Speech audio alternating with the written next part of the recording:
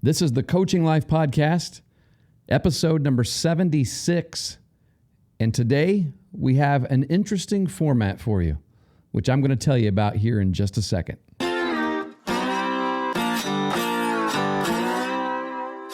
Good morning, good afternoon, good evening, good night, middle of the night, whenever it is that you happen to be listening to this podcast. We always welcome you, and we're always excited to be able to have an audience of however many people, we don't know.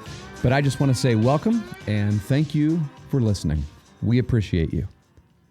Now, I mentioned in the intro that this particular episode is going to have a different feel to it, a different format. And the reason it's going to have a different format is because my partner, Pat Martin, is not with me tonight. And you're going to hear his voice. But what you're going to hear is an edit, a splicing together of both of us talking about tonight's topic separately and then meshing it together to make this episode. And the reason why we're doing that is because this past week we just could not find a time to connect and do this podcast, which is amazing. It's the first time that we've not been able to do something together, I think, since the time that we began this podcast about a year and a half ago. 76 episodes in. Hey, Pat's a busy man. Right now, he's coaching middle school basketball, and there's a lot going on. So we just couldn't get together. So this is what we're going to do. We're going to take a topic of conversation that we had planned to talk about. He's going to record some of his thoughts and answers to some of the questions surrounding this topic, and I'm going to do the same. And we're going to put it together, and hopefully it'll be something that you will enjoy. Hopefully it'll be something that you'll get a lot out of, and you'll be able to pass it along to other people as well. So here we go. Episode number 76 of the Coaching Life Podcast.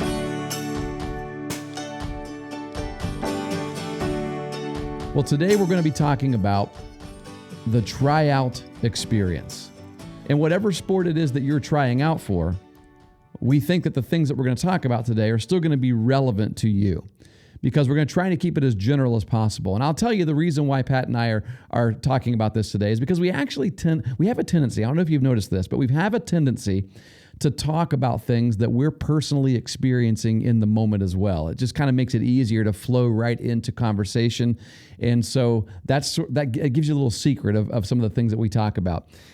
We recently ran a tryout 2 weekends in a row. So 2 Saturdays in a row, we ran a tryout for a team, a 15-year-old baseball team. So it'll be a 15U baseball team that I'm going to be coaching next summer.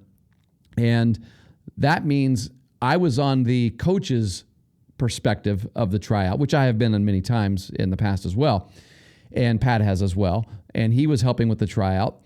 And he was there not only as a coach, but he was also there as a father because he had a child trying out in that particular one. And then the next day, he took his younger son to a tryout that he was not actually able to attend. And so he was a father dropping his son off and then hearing all about the tryout from him later. And so he got to experience it from that end as well. And so what we thought we would do is we would talk a little bit about the player's perspective, the parent's perspective, and the coach's perspective, and just we know there's a lot of stuff going on in your minds and your hearts and in your nerves, and you're stressed out, and when it comes to the tryout, maybe you have some questions about, hey, what should I do when I go to the tryout? I mean, how should I prepare? And maybe as a coach, you're thinking, how can I run a really good and efficient tryout? Are there some things that I should do and shouldn't do? And we're not going to tell you there are rules. There certainly aren't rules. I mean, everybody's free to do whatever they want in the tryout, but these are things from our experience that we believe are going to help you as a player to be the best you can be when you go and try out for a team. And these are things that we believe that will help you as a coach who is running an organization or running a team to give the best showing of what your team is about. And remember, you're not just trying out the player, coach. They're trying you out as well. So let's talk about it. Let's begin.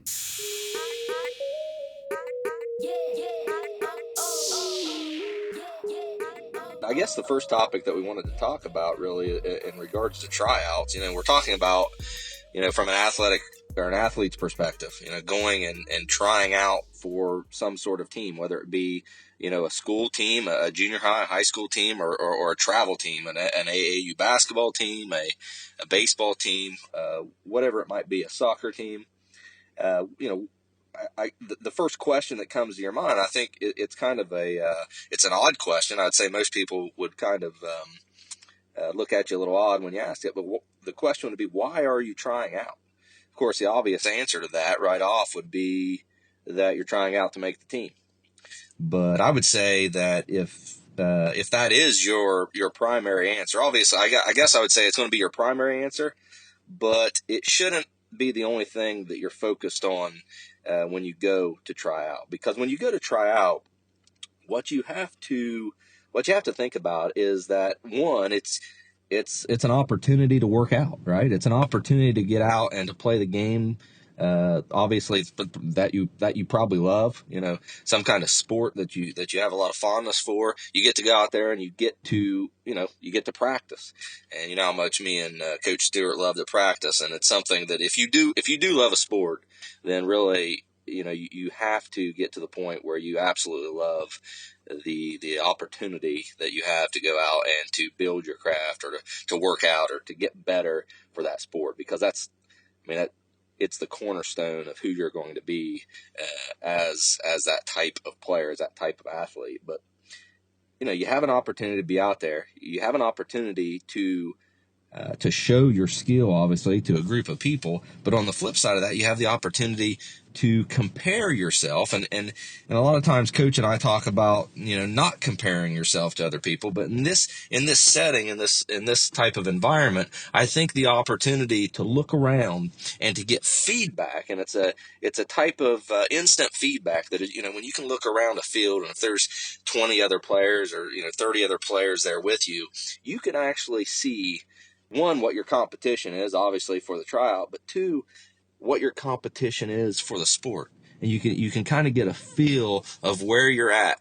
And it gives you kind of that affirmation of what your process has produced up to this point. So I think when you go into a tryout, one thing that you definitely want to think about is, what is it that I can get out of this tryout aside from just getting an offer to play on the team? And, I would say that it's not a bad thing to go try out as many times as what you can. Go see as many teams as what you can. Go see as many players as you can. And the more you do, obviously you'll see more drills. You'll be challenged in different ways. You'll know where you've been weak at times. You'll know where immediately from within, you'll know that when you struggled, and you'll know what you need to improve on. But at the same time, you'll kind of have that fit of where you stack up, and at the same time knowing maybe how far away you are, or how close you are to being at the level that you want to be at that time. Why should you try out? So if you're a parent and you have a child who is wanting to play the game at a higher level, maybe have a little different experience of the game, play with some different, meet some new people. Usually that's not the case. I will say that. Usually the case is it's very difficult for kids to break away from their friends and people that they have played with when they were younger to go and try out for a more competitive team. I know that that's a struggle sometimes for a lot of young people who really want to play more competitive ball and want to, challenge themselves, I guess I should say, a little bit more and go and try out for a team. But they also really want to play with their friends. And I know that there's a lot of tension there. And so there might be some wondering, well, when would be the best time to go ahead and pull the trigger on that, to go ahead and make that happen? So I'll go ahead and answer that right now, because I think that's a pretty relevant question, a relevant topic to think about. I think you should play with your friends for as long as you want to. I mean, if you have no desire to play the game, whatever game it is that you play, volleyball, basketball, softball, baseball, whatever it is that you play that has a club sport, that has a travel program, has travel organizations that play at highly competitive, tournament style ball. if you really do not have a desire to play it at a high level, say college, for example, or even, I guess, in high school. I mean, as a high school coach, I always encouraged, I encouraged our players when they were in high school to go and try out for travel teams. And it's not because I have anything against playing locally, American Legion ball, local ball, whatever that is. I just really believed that if all of our players individually were being challenged every summer to have to make a team, to have to fight for a position, by the way, that would probably be guaranteed to them every single year if they stay on a lesser competitive team in a recreational setting or in a local setting. And I know that that's not always the case, but in many cases, it's very comfortable because to play in that setting because you know you're going to be, for example, you're going to be the starting shortstop on this team that you grew up with because that's what you've always been, and you're the best option for that position. And so you could stay and play for that team all through your high school career, but you're not being challenged. You don't have to fight for it. You might be getting a little better just because naturally you're progressing, you're practicing and you're getting better. But I'm telling you, you will get much better if you have to dig in and fight and claw and scrape for the position that you love to play, that you feel like you should be playing in high school. And if you go out and you try out for a team that's a pretty darn good team, I mean, I'm talking about a team, an organization that holds a tryout maybe 3 times in the fall, in the winter, and in the late summer, whenever it is they hold their tryout. Maybe they hold it 3 times, 3 different nights. And every night they got 20 or 30 players there. And they're going to have a roster of 15 to 18 kids is all. Hey, you better show up. Right? You better show up with your A game. You better bust your tail. You better look like a ball player. You better take pride in your game. You better hustle, do everything hard, do everything at 100%, give your best effort. And if they give you an offer to play, guess what? It may not be to play the position that you think. You might get an offer. If you're a shortstop, you might get an offer and they might say, hey, you know what? We think you'd make a good second baseman on this team. Well, adapt. Play second base. Play it to the best of your ability. And they might even put you at shortstop before the end of that summer, before the end of that travel season. And you know what it's going to do? When you go back and you play for your local high school, you're going to be noticeably better because of that different experience. And so I'm a proponent of playing at the highest level that you can if you desire to be the best you can be in high school. You're going to play in high school. And if you're going to play in college, there's just no doubt about it. You need to go and try out. Can I give a tip here? This may sound bad to some people, may catch some other ones off guard. This doesn't just go for tryouts, but it goes especially for tryouts, because here's what you got to think about. If you are there to give an impression, it matters how you come dressed. Okay? If you're trying out for baseball, I'd recommend coming in baseball pants. Coming in cleats if you're on a field, maybe even rubber cleats or turf shoes if you're going to be inside. Don't forget your baseball hat. Man, I see so many kids right now, and even older kids, forgetting their baseball hat. You got to have a hat to go on the field. You got to have a hat to play baseball. I think sometimes well, it's just true. We don't prepare enough for things. And a tryout's no different. We want to prepare. We want to know that we have the stuff together. And if we don't, if you realize that you don't have what you need, when you get there, then go get something, right? Go. If you lose your hat somewhere, if you forgot it, go buy a hat, right? But, showing up in the right attire with the right equipment shows the players around you that you're serious. It shows the coach that you're trying out for, the organization that you're trying out for, that you're serious about the tryout. It just shows that that you're that you fit the role that you're trying to fill. And we're baseball guys, so we talk about baseball a lot, but it's not just baseball. It could be basketball. And if you're going to try out for a basketball team, you don't forget your basketball shoes. Right, you got to bring them. You know what I'm saying? And anything like that. Soccer, if you're going to try out for soccer, you need to make sure you bring your soccer spikes. Come ready with the equipment that you need to try out. There's not a whole lot to add to that. I think it's just it's kind of straightforward, and it's just something that it's so overlooked in both tryouts and practices a lot of times. If you don't come prepared to play, if you don't come prepared to work, then it's an immediate observation by those around you. They pick it up immediately. I'm not kidding about that. They see it immediately. It's like, oh, yep, okay.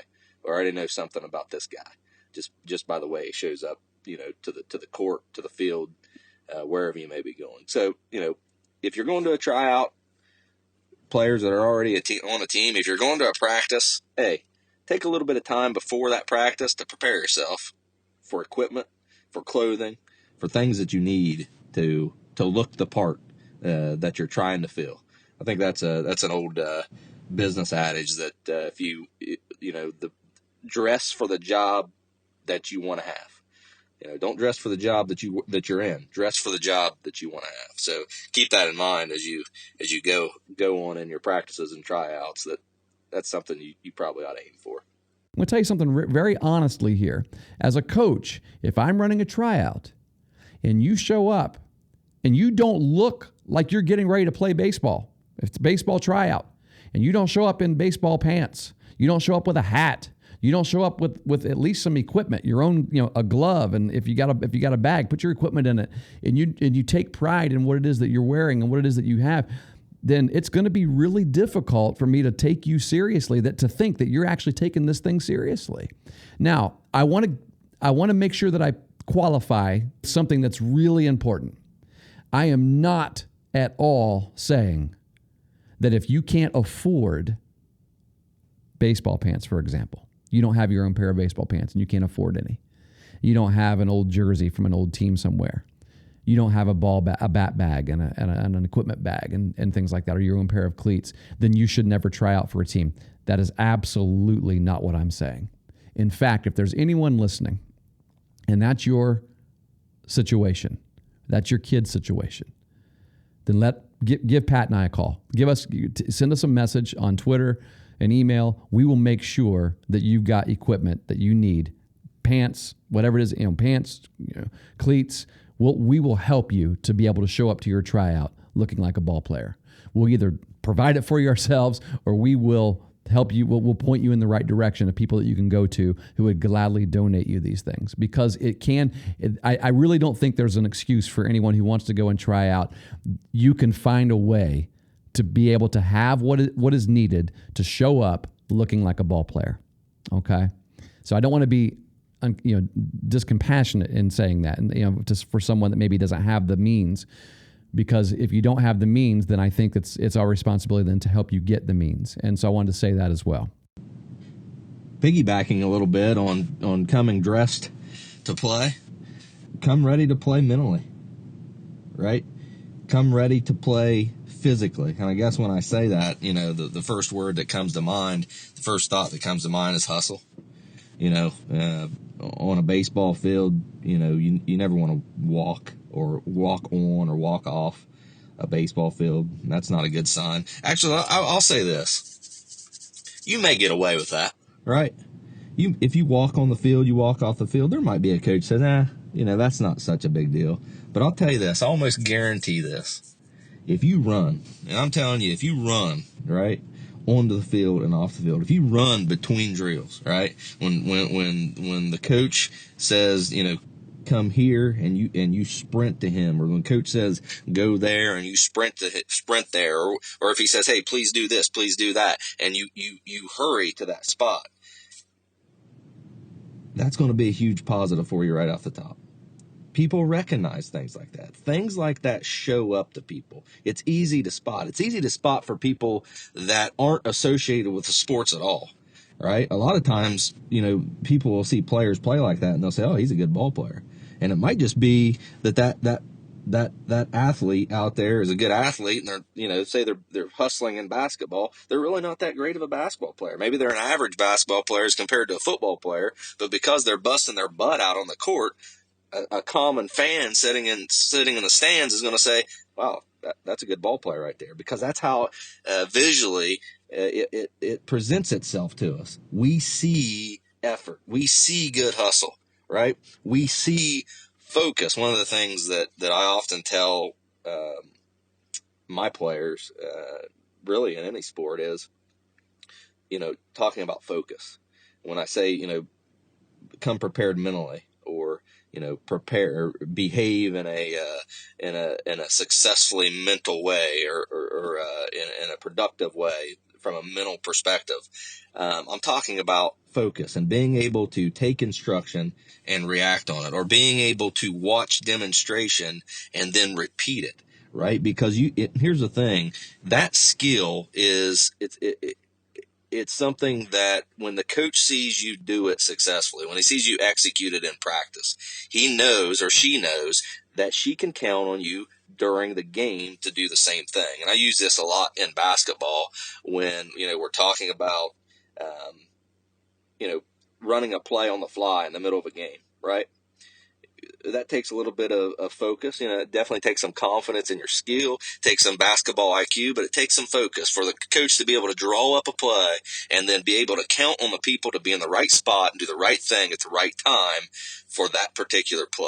And the bottom line is if you don't do that in tryouts, if you don't do that in practice, then the coach doesn't have the same amount of faith in you if they would if you did execute it properly, if that makes sense to you. So anytime you get a chance, and you could just be standing around watching, but when you're standing around watching, you should still be working mentally, right? You should still be focused. You should still be taking in and absorbing what is being said and what is happening. And you can do that, outside of the realm of instruction too. You can look around and watch how players play a position, right? Or watch how players run a drill. Okay. You can watch how players do something in practice and replicate that when you get out there. If you hear the coach, yell and cheer and say, "Hey, good job. Way to do it. Way to do it."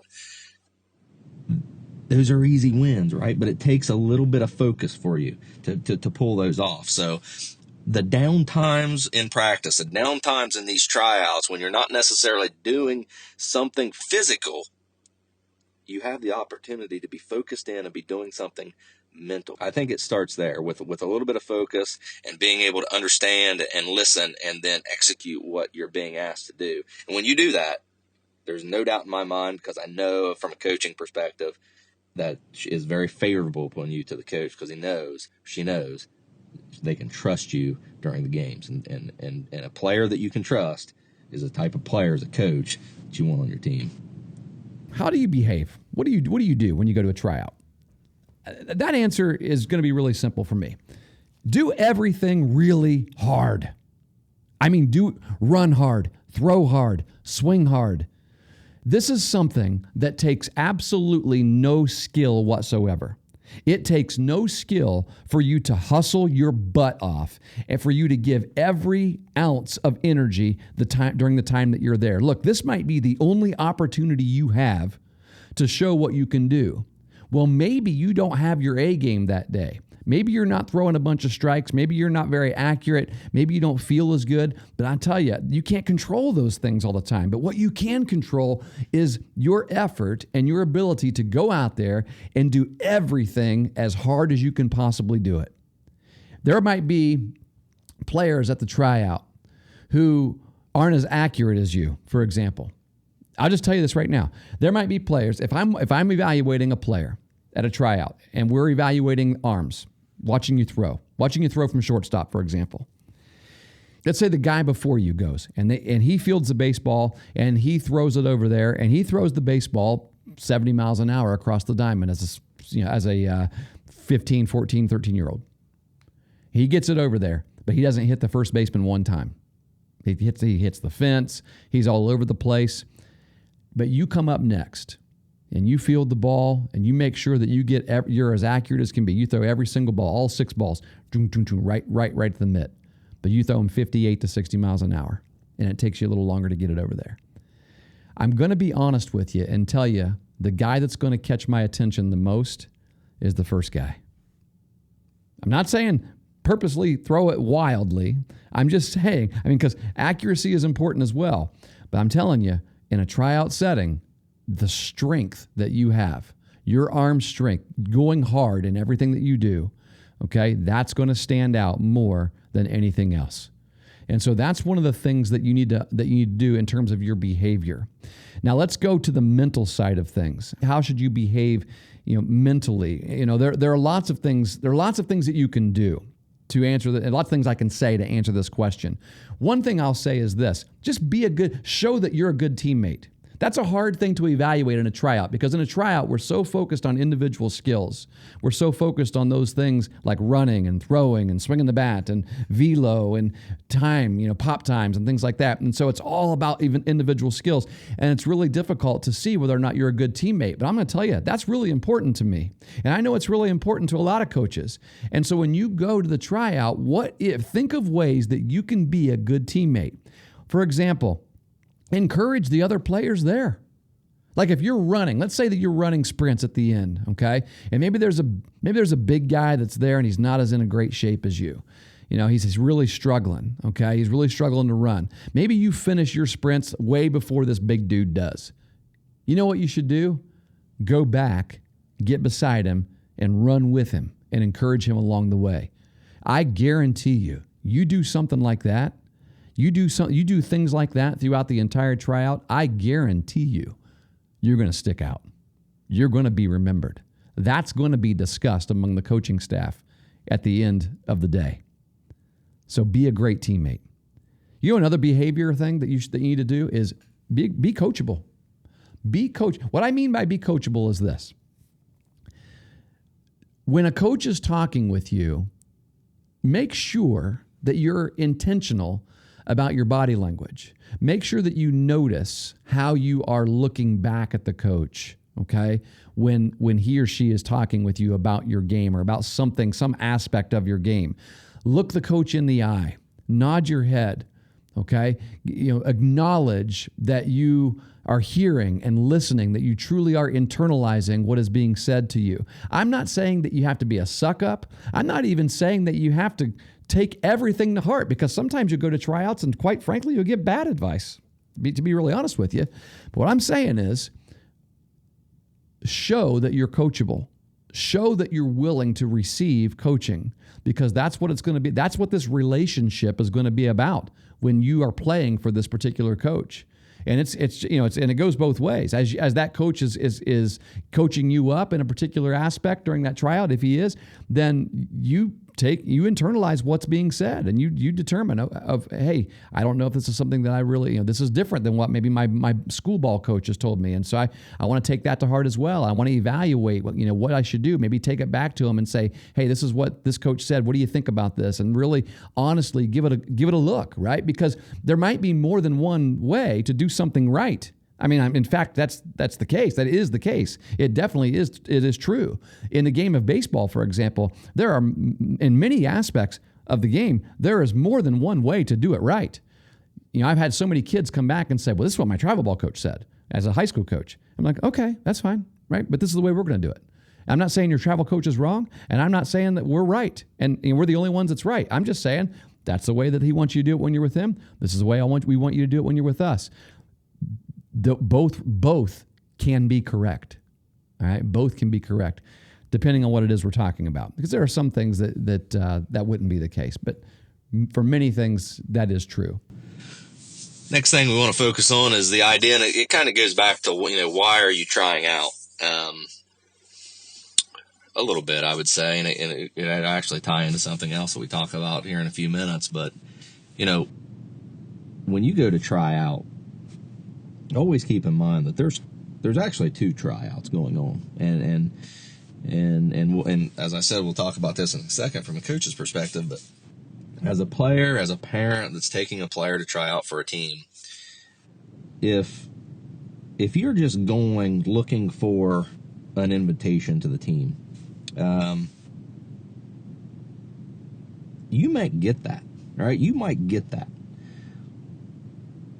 But you might get something that you're really not looking for. And what I mean when I say that is, when you go to a tryout, you're evaluating that team just like they're evaluating you. You're evaluating that coach and that organization just like they are evaluating you. Because here's the simple fact of the matter is, they can invite you to the team and you can decline because maybe the fit's not right?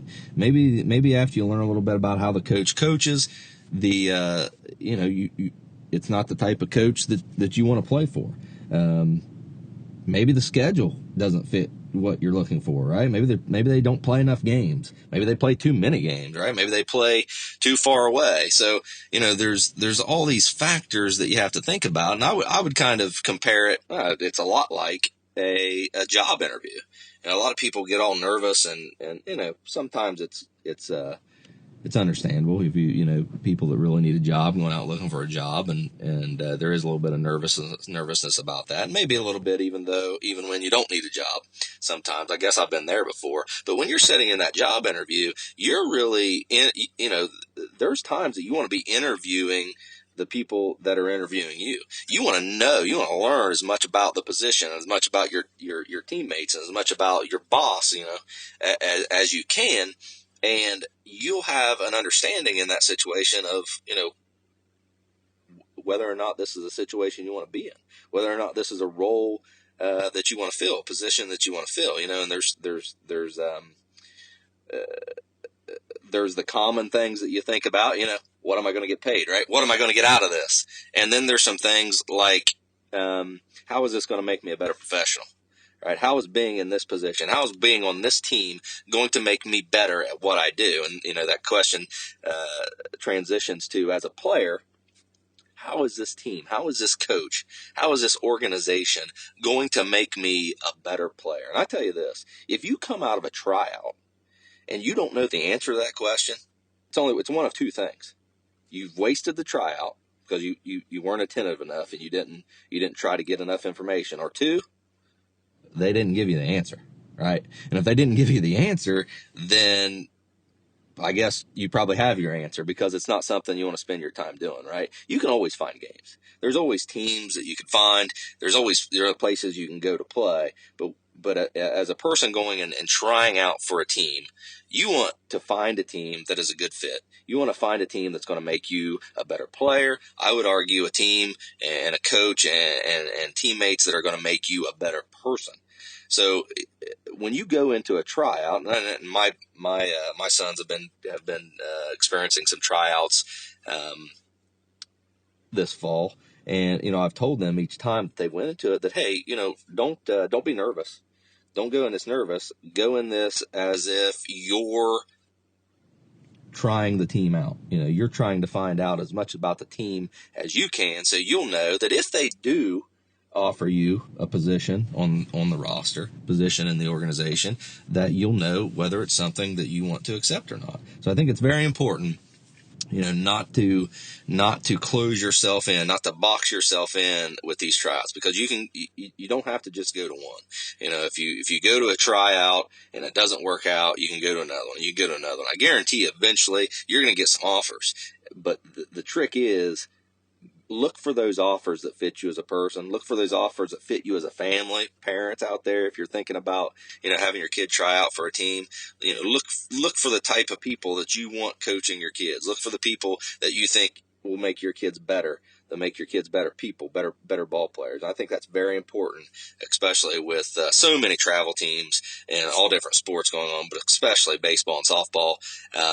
There's just so many out there. So it's hard to pick, which one's which, unless you really spend a little bit of time evaluating what's going on. So keep it in mind. You as the player, you need to evaluate the coaching staff as well. You need to ask yourself, is this a coach that I would want to play for? Is this someone that energizes me? Is this coach positive? Because the way the coach is running the tryout is a pretty good indicator of how the coach runs his practice. The way the coach runs the tryout and communicates during the tryout, before the tryout, after the tryout, is a pretty good indicator of how the coach and the team and the organization is going to communicate throughout the year when you're committed to that team. And so be sure that you also take notes, maybe mental notes. Maybe you make sure that, maybe you take some time afterwards to just, sort of evaluate and ask yourself. I'm not saying the coach has to be perfect. I'm not saying that you always have to like the coach. Okay. I mean, even though in a travel ball setting, you pretty much can pick and choose. There's so many teams out there. But I'm not saying that that's absolutely necessarily the case, because in your high school seasons, for example, you don't always get to pick your coach. And you're certainly going to have coaches that you don't like. Every one of us grow up playing for coaches that we don't like. I'm telling you right now, one of the most frustrating things to me in the modern world of youth sports and high school sports and junior high sports, whatever year it is that kids start dropping off from playing, one of the most common reasons that you hear for people deciding not to play sports anymore is, well, I just hate that coach. I don't like that coach. Man, the game is so much bigger than that coach. The game's going to be around a lot longer than your experience with that coach. Don't let one person ruin a lifetime of enjoyment for you. We've all played for coaches that we didn't like. We've all played for bad coaches. It's happened. Everyone who's ever played sports can think of someone that was just a really crappy coach, can think of someone that was a horrible coach, didn't even know the game as well as they did probably, but it didn't stop them from playing the game that they love. And whenever I hear that someone quits or decides not to play anymore because of a coach, that tells me everything I need to know about that person's love for the game. They didn't have it. They didn't have it. It ran out. Maybe they had it at one time, but they don't love the game enough to stick with it. And that's just my honest opinion on that. So we've talked a little bit here about kind of the mindset and some of the target areas of what, a player and a parent of a player might be looking for, or might be thinking or prepared for when they get into a tryout. But we want to shift this to, this is called the Coaching Life Podcast. So we want to shift this to, maybe thinking about how a coach could or should approach a tryout. And, I think right off the top, you got to think, what should a tryout entail? What should it include? And, the first tip, this probably seems a little obvious to a lot of people, but here's the thing. You got to have a plan, right? You got to go in with a plan. You got to know, how much time you want to spend on certain things. You got to know how much time you're going to spend on the day, because it's beneficial to you as a coach to let players and parents know, approximately how long they can expect to be there. So, what types of things should be in that plan? And I think, when you go into this, you what you want, there's always that, there's this big argument right now, right, between analytics and I guess what you would call old school, gut decision making, right? And I'm the type of person, I think that those two things are really combined. They're the same thing. People say, well, you can't judge character with analytics, but I think you can. I think you can place a value on things like hustle and effort and being good-willed and being willing to help and being willing to do what you're asked to do. Those are things I think you can put a value on, right? But here's the thing: the more things you can gather, the more information you can gather that is data centric, that you can use to help you identify the type of player or players that you're looking for, the better it's going to be for the players that you're working out, and the better it's going to be for you as a coach. Because for me, any time that I've ever had to be in a discussion about keeping a kid or not keeping a kid, it's been really tough for me.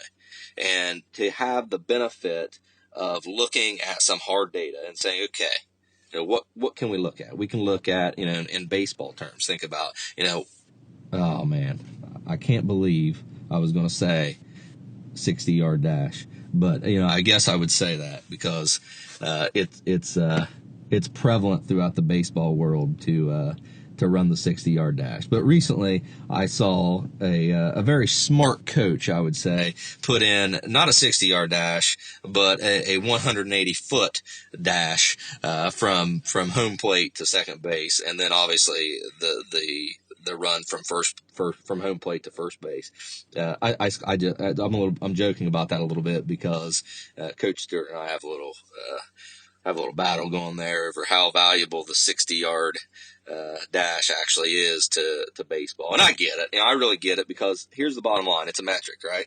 And you can look at a 60-yard dash and you can kind of tell, this kid's fast, but this kid's not so fast, okay? So I get that. I understand it. My argument is you're never running 60 yards in baseball, so you should use something else, something more functional. But, I can't argue that. Here's the thing. If a kid runs a fast 60, he's probably going to be pretty fast running a 190 or a 180. I'm sorry, from home to second. Right? He's probably going to be pretty fast running from home to first. So I can't deny it.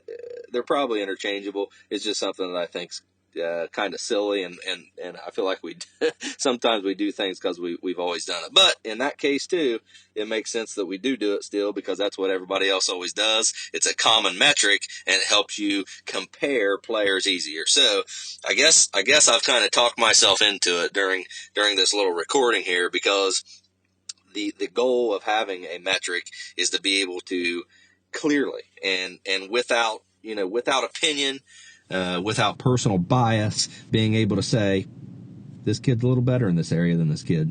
So if it comes down to, maybe their tryout scores are real close, and you're looking at the numbers, and one kid's a little faster than the other, you're going to keep that kid. If I'm running a tryout, then what should I do in that tryout? What should I include in my agenda? So I'm going to answer these things from my perspective. I know Pat will answer them from his perspective as well. But one of the things that I think we need to make sure that we're doing in our tryouts, and I think today, in today's world, in today's game, this is happening a lot regardless, even in normal team settings and practice settings and game settings even, that it's easier to do this now. Years ago, this didn't happen as much. And so if you had a couple of measurements, then that was a big deal.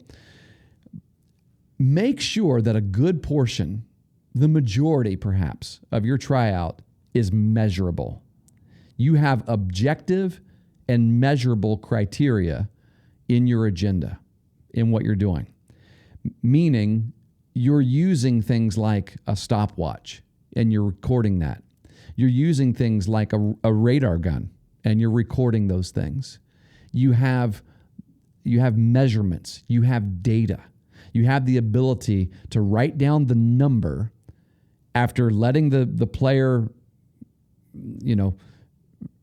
go multiple times, make multiple throws, get multiple swings, run multiple times, however many times it takes, where you have a good sampling of their natural ability that they bring to the table, that they have brought to the field that day.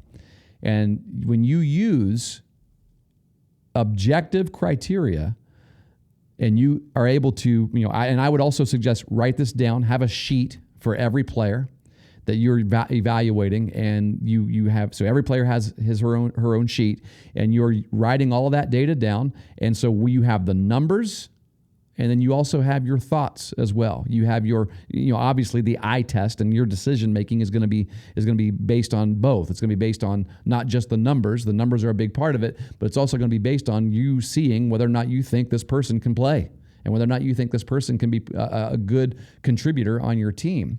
And so I would say have a good mix of both, because when someone asks you, hey, coach, what did I do that showed that I wouldn't be a good fit for this team? You want to have more than just, well, it just kind of looked like you just didn't quite have it today. You want to be able to show them, well, here's the numbers, here's how you stacked up, okay?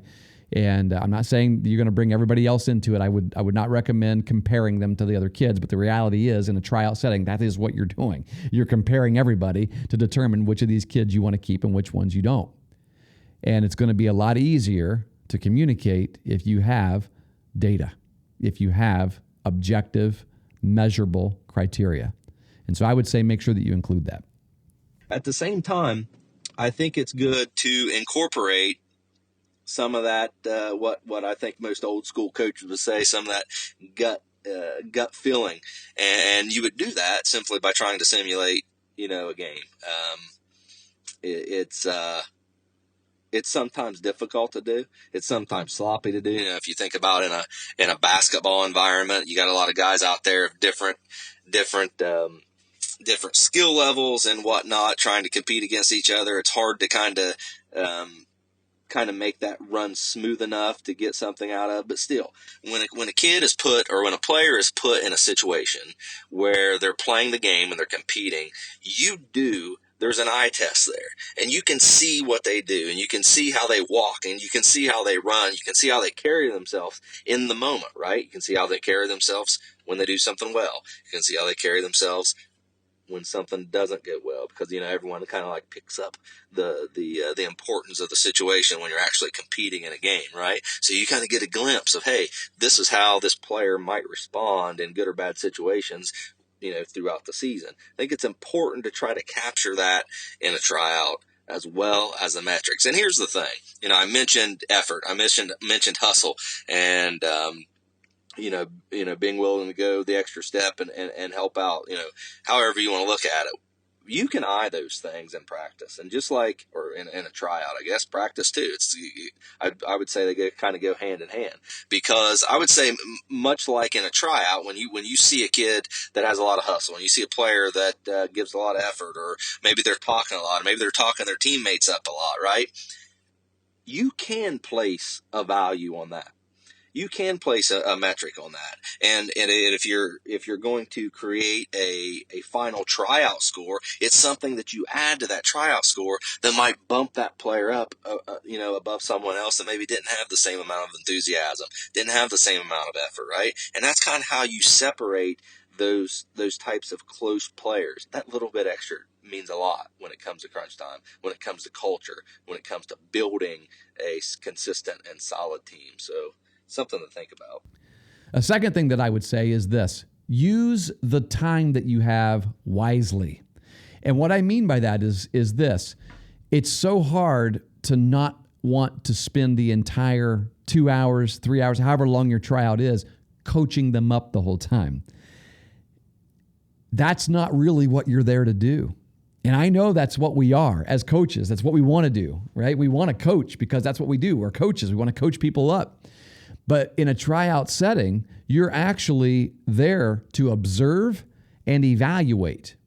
That's what you're there to do primarily. It doesn't mean that when you see something and you want to help a kid and coach them up, or you want to help the team and kind of help the group of kids that are there all collectively by sharing some things with them that would be helpful for them. Certainly do that. Absolutely do that, because in fact, as I said a minute ago, they're evaluating you as well. And so if you do no coaching during the tryout, then they have nothing to evaluate. They're like, well, I'm not sure that guy's going to coach us or not. So make sure you got to have a good mix in there. But be sure that you realize that you are also there to observe what they can do without your coaching, because they haven't played for you yet. And you want to be able to see where they're at. And so just separate yourself from them for a little bit and just observe and evaluate. And then every now and then coach them up. Number 37, come here. I want to work on your hitting mechanics a little bit. No, I don't think so. I don't think that's what you want to do. Here's the thing, and I've seen coaches do this, because coaches by nature like to coach, right? That's who we are. That's what we do.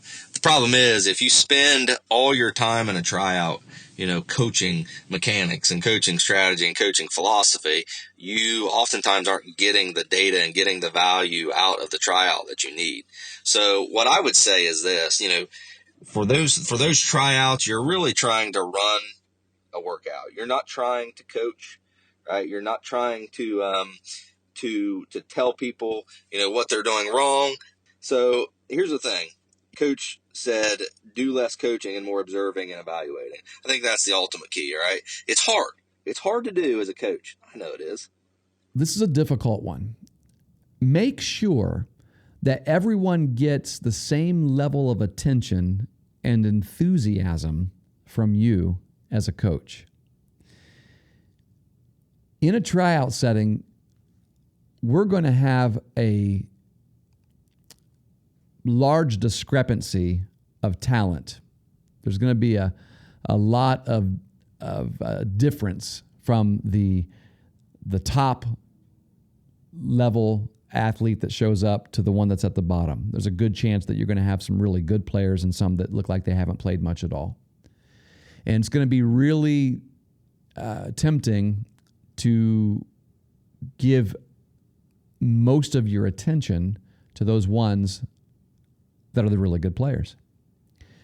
And in a tryout setting, I would encourage you to make sure that your energy level and the attention that you give to the players that are there is almost equal for everyone, so that everyone walks away feeling like they got the same shot that everybody else did.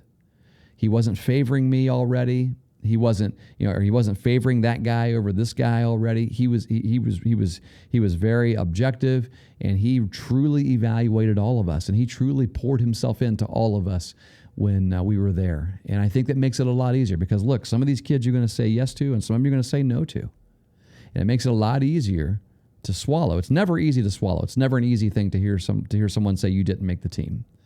But if you can have the confidence and the assurance that I gave you the same level of attention that I gave everybody else, and you just didn't quite make it, then you can rest easy about that as a coach.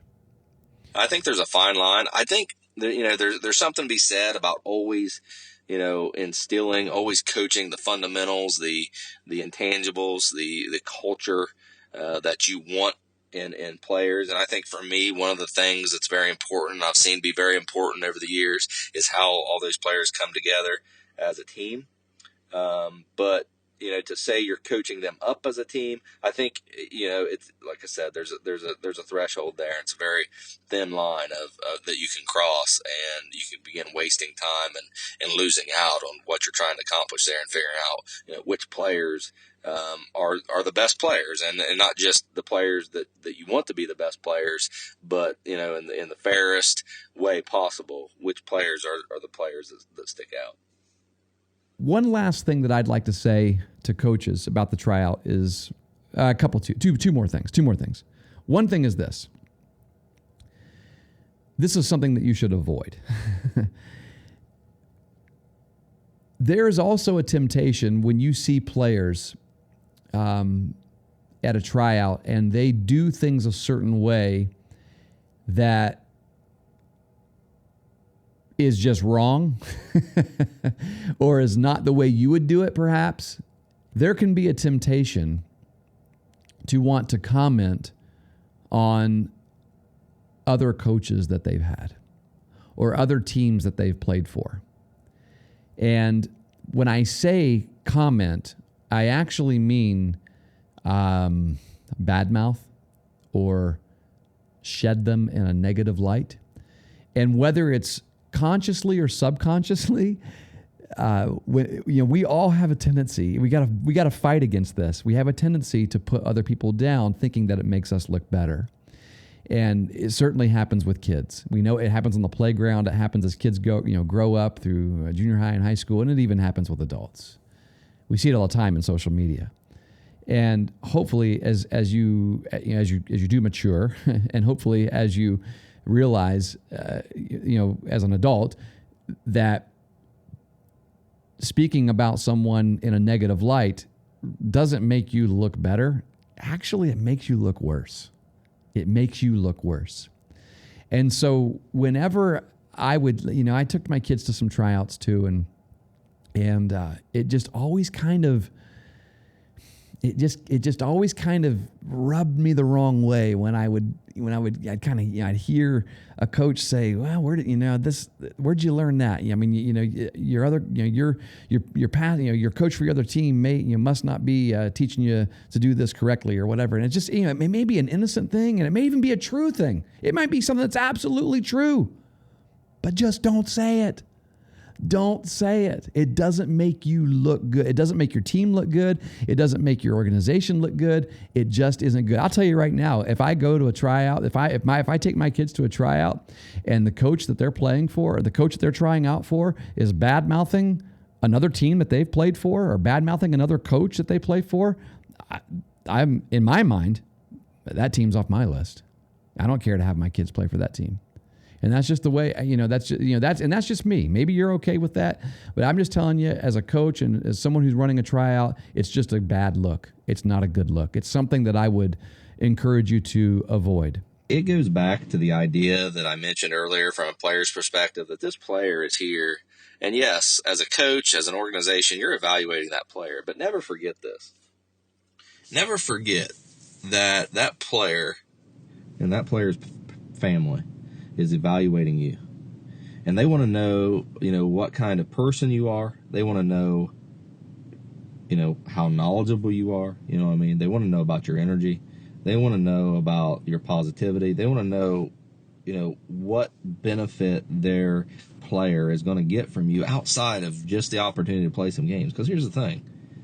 We like to, as coaches, we like to pound our chest a little bit and think,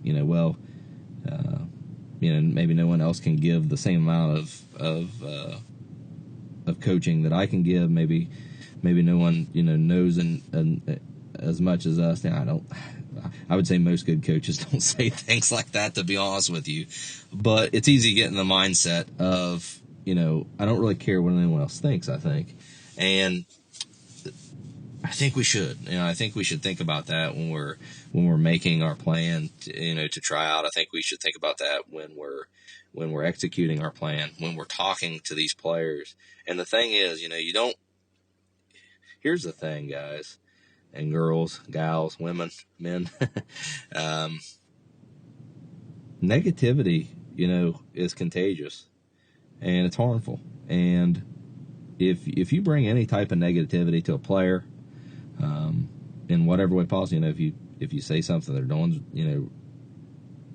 wrong without a lot of positive reinforcement to that, if you say that, other coaches are wrong for teaching them certain things, you may feel like you're doing something positive, but at the same time, you're not, and it comes off as negative. And what you want to shy away from is feeding any type of negativity to a person that you're trying to convince that your organization, your team, is something that they want to be a part of.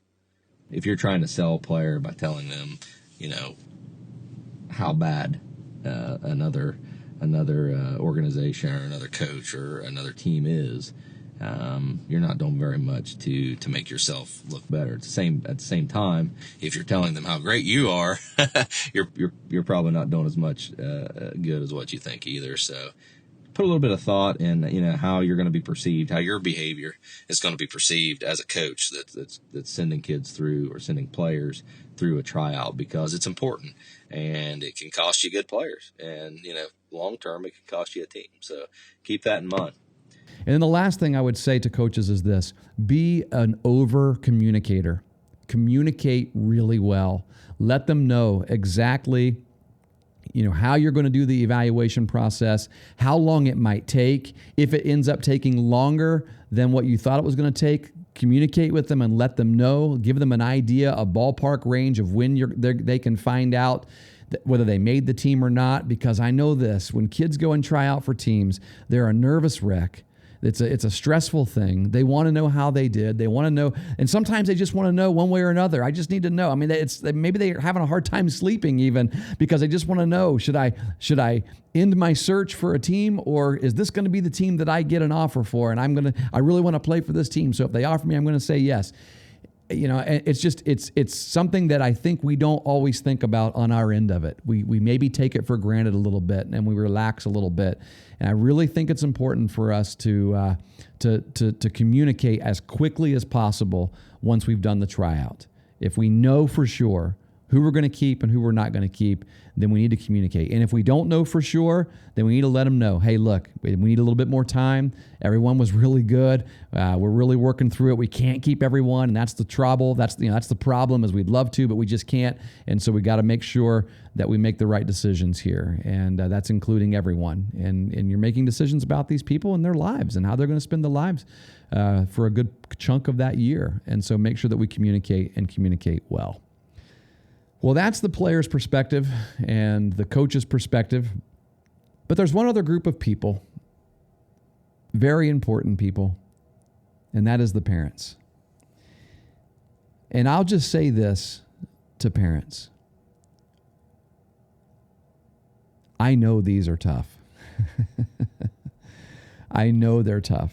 I know it's hard to take your kid to a tryout, to see them out there competing with a number of other kids for the same spot, and you're in the bleachers and you're watching and you're just hoping and praying that they do their best, and you're tempted to want to shout some things maybe and encouragement to them, and it's just hard. It's hard, but I would recommend either don't watch, like drop them off and let them be, and you go and grab a coffee somewhere and just come back 2 hours later and pick them up and then ask them how it went. That actually might be the best way to do it.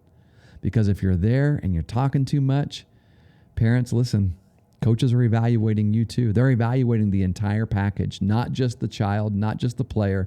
They're evaluating what it's going to be like if we have this family as part of our team family. And if you're overbearing, it's noticed. If you do things like carry your child's equipment for them to the tryout, it's noticed. If they come unprepared and you have to bring a Gatorade into the dugout for them because they didn't bring one themselves, it's noticed. You might think that's not that big of a deal. I want my child to be hydrated. I get it. Look, I'm telling you, it's just noticed. It's stuff that's noticed. There's nothing else I can say. It is what it is. All right. It is noticeable stuff that coaches take note of, and they want players to do things for themselves. They want players that they know are responsible and they're going to do things for themselves. So help your child be that. And one of the best ways you can help them be that is just to let them be at the tryout. Let them be. Okay? And that's probably the most important thing I could say there. I know it's tough, parents. I really do. I know it's tough. It's tough. Listen, I've taken my child to showcase events that weren't tryouts for teams.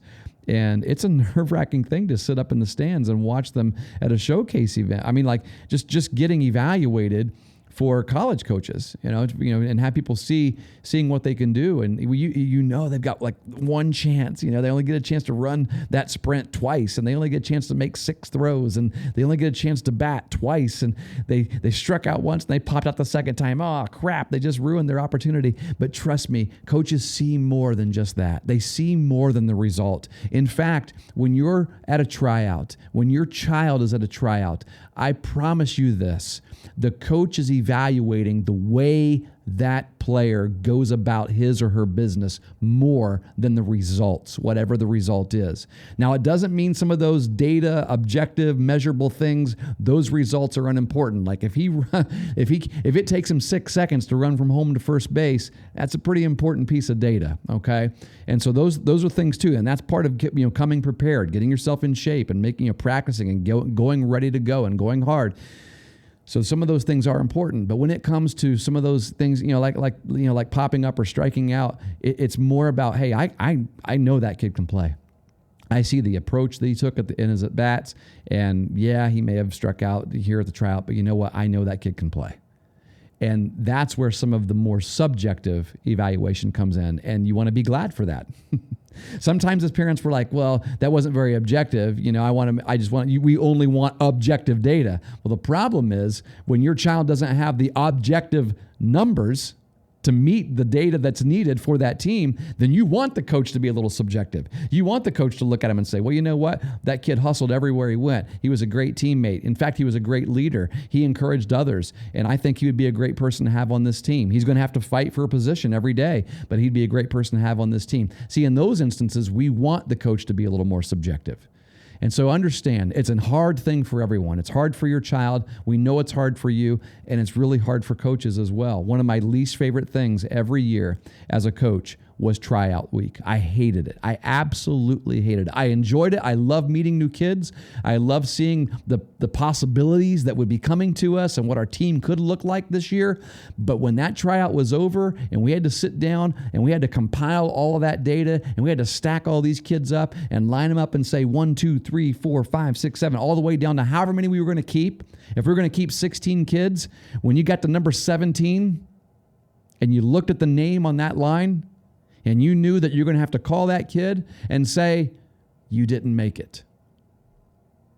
There were times when I had tears in my eyes writing these names down because I knew what it was going to be like when I had to call them and tell them they didn't make it today. And so it's not easy, but it is something that is important. It's important for every person who wants to be a competitor. It's important for every person who wants to grow and be the best they can be. And so go and try out. Listen, even if you don't plan to play for a travel team, go and experience it. I'd encourage it. Some people are like, I don't know if I should try out or not. Well, why not? I mean, you don't have to say yes. Even if you make the team, you can say, well, you know what? I decided I didn't want to play for travel ball. I decided I'm going to play locally. Okay, that's great. I mean, they probably have other people on the list that they can call. So just go and do it. Go give it a shot, right? Enjoy it. Get as many awesome experiences as you can while you're young and while you're being able to play the game that you love, because I tell you, it goes away really fast. And one of these days you're going to be sitting behind a microphone, an old man like me telling other people how to do it. Folks, I appreciate you joining us. I don't know how this is going to turn out. Like we said, it's going to be a little different, but we wanted to get something out to you so that you wouldn't forget about us. Not because we're on a race to get as many viewers as what we can, although we do want to get as many listeners. Like viewers think I'm on TV. We do want to get as many listeners as what we can, because we want to share the thoughts that we have, and we appreciate you sharing your thoughts with us. We think that's how the area and the games that we love are going to get better. So it was nice talking to you. Thanks for joining the Coaching Life Podcast. We'll talk to you soon. So that's it. That's what I have to say. I think I've exhausted all of my thoughts on this topic. Pat, even though we weren't together, it was great to be able to share this conversation with you. And everyone who's listened, we thank you. We hope that it was enjoyable. We hope that it was helpful. And we hope that it was challenging. And we hope that because of listening, you'll be a little bit better. We know that we're a little bit better for talking about it. So have a wonderful rest of your day, and we'll talk to you again next week.